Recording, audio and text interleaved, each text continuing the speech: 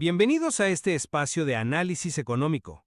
Un placer estar aquí, listos para examinar las señales de la semana que vienen cargadas. Así es, hoy nos enfocamos en la avalancha de datos económicos y eventos clave en Estados Unidos para esta semana, la del 8 al 12 de septiembre de 2025. Vamos a tener cifras de inflación, revisiones cruciales de empleo, también indicadores de sentimiento y reportes corporativos que, sin duda influirán en las decisiones de inversión y claro, en la Reserva Federal. Exactamente.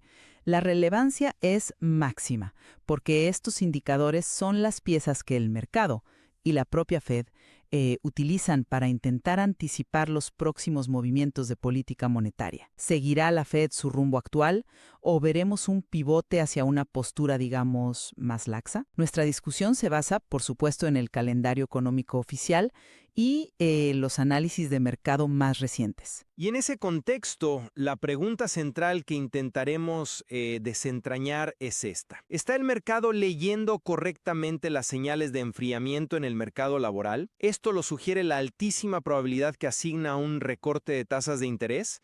¿O quizás está subestimando el riesgo latente de una inflación persistente y otras señales contradictorias que conoceremos justamente en los próximos días? Es la disyuntiva clave de esta coyuntura, sin duda.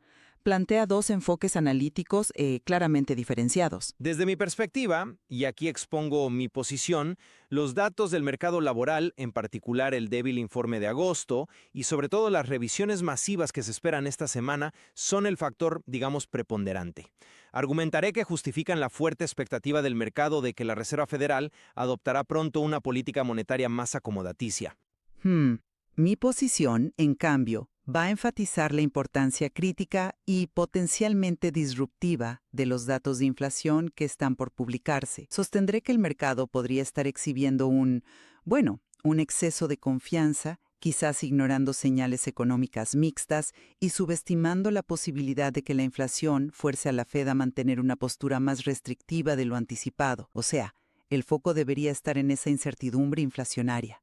Bien, con las posturas definidas, profundicemos. A ver, mi argumento se sustenta en la contundencia de las cifras laborales de recientes y las que se esperan. Tuvimos un informe de creación de empleo en agosto, francamente decepcionante, solo 22,000 nuevos puestos frente a una expectativa de 77,000. Esa es una señal clara de desaceleración. Pero lo que podría ser aún más decisivo son las revisiones del QCUW, el Censo Trimestral de Empleo y Salarios, que se publican el martes.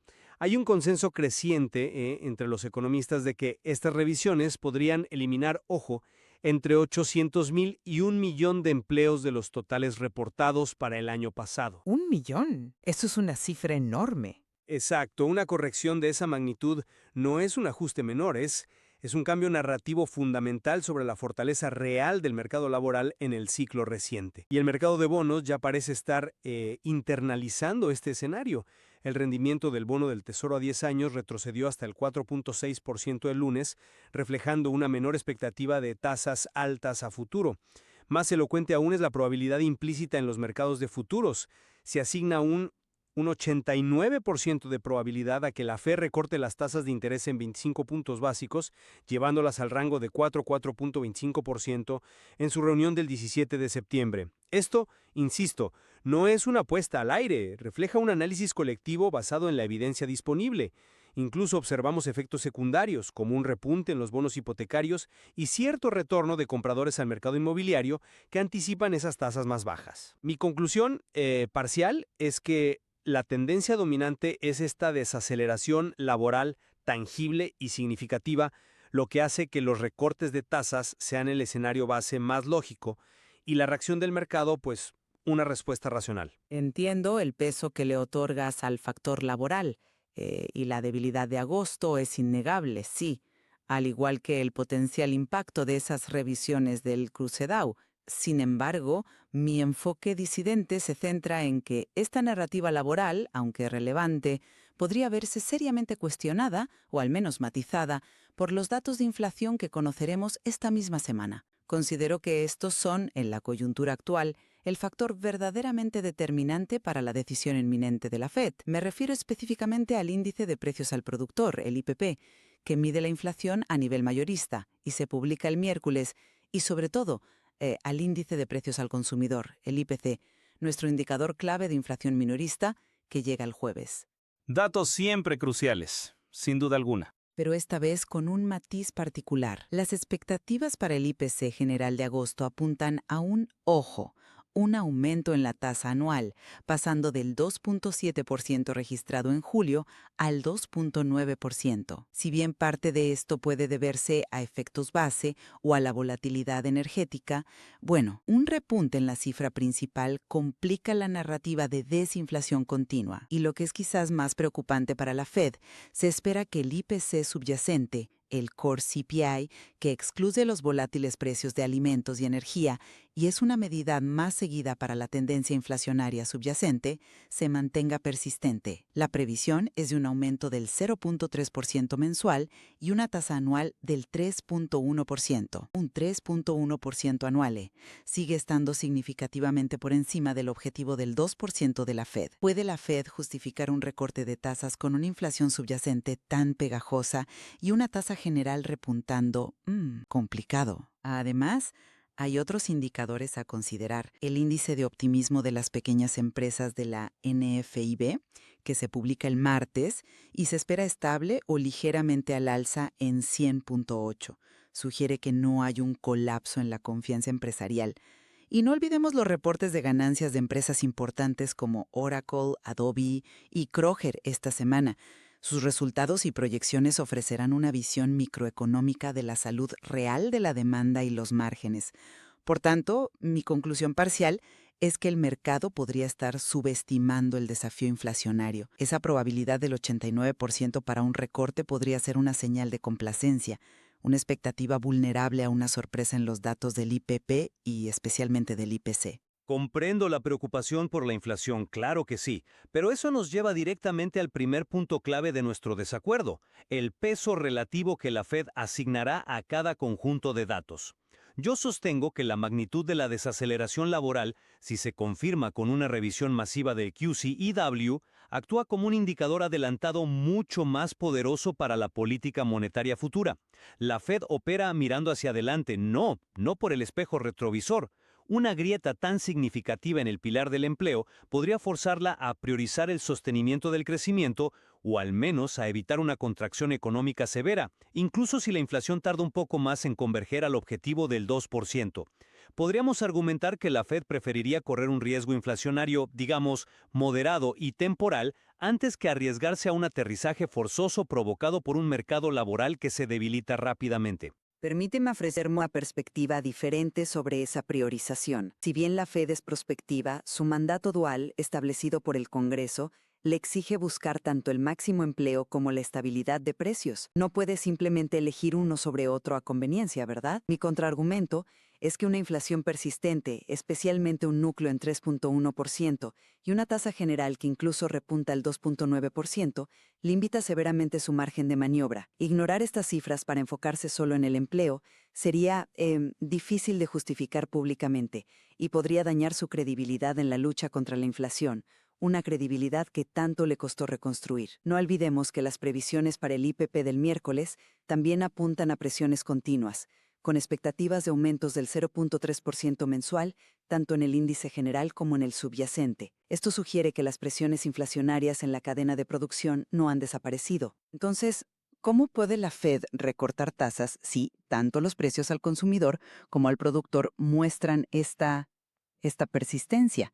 El mandato es doble, y la estabilidad de precios sigue siendo una condición necesaria, no solo deseable. Pero si la inflación es un obstáculo tan grande, ¿cómo explicamos entonces la convicción del mercado? Esa probabilidad del 89% para el recorte y la caída del rendimiento del bono a 10 años al 4.06% no surgen de la nada, ¿estamos de acuerdo? Insisto en que reflejan un consenso informado, que pondera la tendencia laboral como más decisiva a mediano plazo.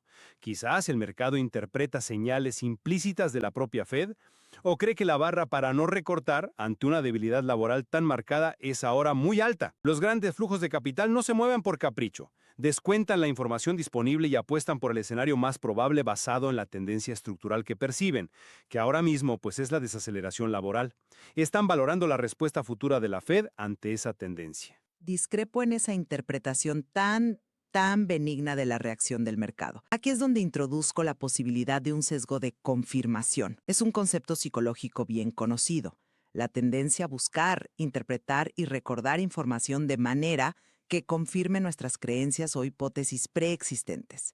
En este contexto, el mercado, deseoso de tasas más bajas, podría estar sobreponderando los datos laborales que apoyan esa narrativa, el informe de agosto, las expectativas de revisión QCQ, y minimizando o racionalizando los datos que la contradicen, como la persistencia de la inflación subyacente o el posible repunte del IPC general. Ese 89% podría reflejar más un posicionamiento colectivo basado en la esperanza, que un análisis frío y equilibrado de todos los riesgos. Advierto seriamente que una sorpresa al alza en el IPC del jueves, incluso si es marginal, o unos resultados y guías decepcionantes por parte de gigantes tecnológicos como Oracle o Adobe, bueno, podrían pinchar esta burbuja de optimismo y provocar una reevaluación abrupta y probablemente dolorosa de esas expectativas. El sentimiento del mercado puede ser frágil. Incluso el dato preliminar de sentimiento del consumidor de la Universidad de Michigan del viernes, esperado en 58.1, ligeramente por debajo del anterior, podría añadir nerviosismo si resulta peor de lo previsto. Me parece que el mercado está demasiado confiado en un solo resultado. A ver, admito la existencia de datos mixtos. La economía rara vez se mueve en línea recta, eso está claro. Sin embargo, mi argumento se centra en identificar el vector principal, la dirección predominante del movimiento. Y ese vector, a mi juicio, sigue apuntando a una desaceleración económica y laboral. Podemos ver las solicitudes iniciales de desempleo del jueves, esperadas en 235,000 como una pieza más que, aunque todavía en niveles relativamente bajos históricamente, encaja en esta narrativa de enfriamiento gradual en el margen. Se trata de discernir la señal principal en medio del ruido inevitable de los datos semanales. Incluso los reportes corporativos, como los de Oracle y Adobe, si mostraran una desaceleración en el gasto tecnológico empresarial, podrían interpretarse como una confirmación adicional de esta tendencia general de enfriamiento. Abordemos eso desde otro ángulo. Acepto el enfriamiento laboral como un componente del panorama, claro que sí, pero insisto en la complejidad general y en la necesidad de evitar simplificaciones excesivas. No podemos reducir todo a un único vector. Utilizo, por ejemplo, el dato del índice NFIB de optimismo de pequeñas empresas, esperado estable cerca de 100.8, para argumentar que no estamos presenciando un pánico generalizado en el tejido empresarial. Las pequeñas empresas, a menudo consideradas un barómetro de la economía real, parecen mantener una resiliencia notable. De manera similar, los inventarios mayoristas del miércoles, que se esperan con un modesto aumento del 0.2%, no sugieren un colapso repentino de la demanda agregada que justifique una acción de emergencia por parte de la Fed. Estos datos pintan un cuadro más matizado, ¿no crees? Los resultados corporativos también podrían sorprender al alza, reflejando resiliencia en ciertos sectores. Y no olvidemos eventos como el lanzamiento del nuevo iPhone por parte de Apple el martes, que, aunque es un evento micro, puede influir en el sentimiento general del mercado tecnológico y de consumo. La situación exige cautela y un análisis que integre todas estas señales, no una conclusión apresurada basada predominantemente en un solo indicador, por importante que sea el empleo. Un punto válido sobre la necesidad de una visión integral. Sí, los resultados de Caesar Stores, GameStop, Chewy y Kroger también añadirán color, digamos, a la situación del consumo y de sectores específicos a lo largo de la semana. Exacto. Son piezas adicionales en este complejo rompecabezas económico que estamos tratando de armar. Bueno, prácticamente en tiempo real. Bien, creo que hemos explorado los ángulos principales. Llegando a la conclusión y resumiendo mi postura, reitero que la evidencia acumulada sobre el enfriamiento del mercado laboral, el débil dato de agosto y crucialmente las potenciales revisiones masivas del QCEW constituye el argumento más sólido que respalda la expectativa actual del mercado de una próxima relajación monetaria por parte de la Fed. Esta expectativa se refleja, como dije, en la alta probabilidad asignada a un recorte y en los movimientos observados en el mercado de bonos. Sin embargo, soy consciente de que los datos de inflación de esta semana, particularmente el IPC del jueves, representan una prueba fundamental para esta tesis. Por mi parte, resumo mi perspectiva. Si bien la desaceleración laboral es un hecho innegable y relevante, el foco principal de atención, y diría yo el mayor riesgo para la narrativa predominante del mercado, reside en los inminentes y potencialmente disruptivos datos de inflación, tanto el IPP del miércoles como de manera fundamental el IPC del jueves. Estos informes, junto con otros indicadores que envían señales mixtas y los resultados corporativos que iremos conociendo, presentan un riesgo tangible de que la inflación se muestre más persistente de lo que el mercado parece descontar. Una sorpresa en este frente podría forzar una reevaluación significativa de las expectativas sobre las tasas de interés, desafiando la complacencia actual. Estamos de acuerdo entonces en que esta semana del 8 al 12 de septiembre es, excepcionalmente densa en información crítica. Tenemos desde revisiones estructurales de empleo hasta las últimas lecturas de inflación, pasando por indicadores de actividad empresarial, sentimiento del consumidor y resultados corporativos clave. Es mucho. Coincido plenamente.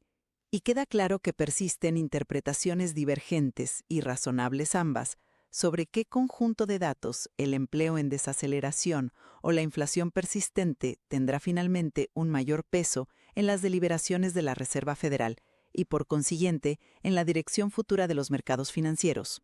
Subrayamos, por lo tanto, la importancia de analizar la totalidad de la información que emerge de las diversas fuentes sin sesgos predefinidos, para construir una comprensión lo más completa y matizada posible de este complejo entorno económico.